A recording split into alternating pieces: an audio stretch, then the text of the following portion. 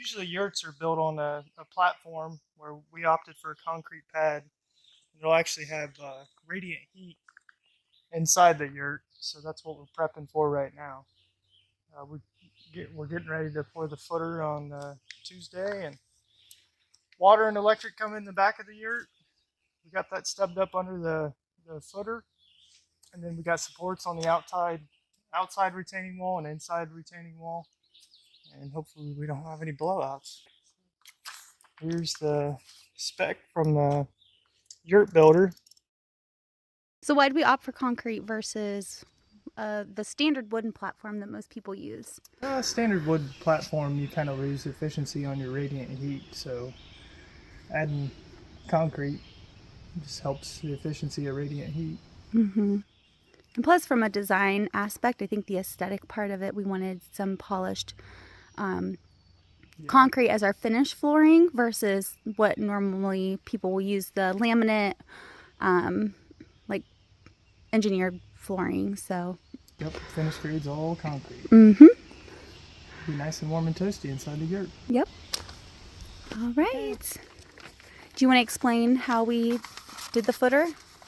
Like how we dug it, what we formed it up with, what's inside the footer? Yeah. For anyone that would like to maybe go this route instead of the wooden platform? So we thought 1/4-inch plywood would be enough, but a couple errors in trial, we kind of went with 7/16 OSB. It's kind of harder to bend, but we think that'll be more supportive on the concrete when it's poured. We rented a mini excavator to actually dig the footer. Yep. We so didn't 16-inch bucket. do this by hand. So we did a 1.5 buckets just to give it room around the footer itself. So that allowed us to work in the sides and get supports in. Dropped the 7/16 in below frost and added stone in the center. Used a laser to shoot the top to make sure everything was level. Yep. Everything's plumb, everything's level. To the top of the LSP. And you want to talk about this little guy in the center, what he is? This would be our monument. Everything is built on a circle, so there's nothing square in a yurt. So this guy is very important.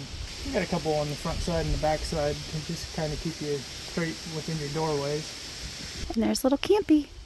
That's where we hang out when we're not working. All right.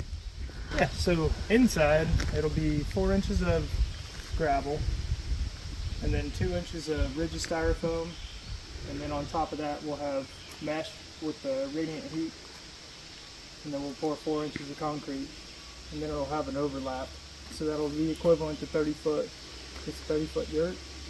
The edges of the concrete will be 30 foot, and then we got PVC that wraps all the way around the finished edge of the concrete, and you pour your canvas over it tight. Well, thanks everybody for watching. If you have any questions, let us know.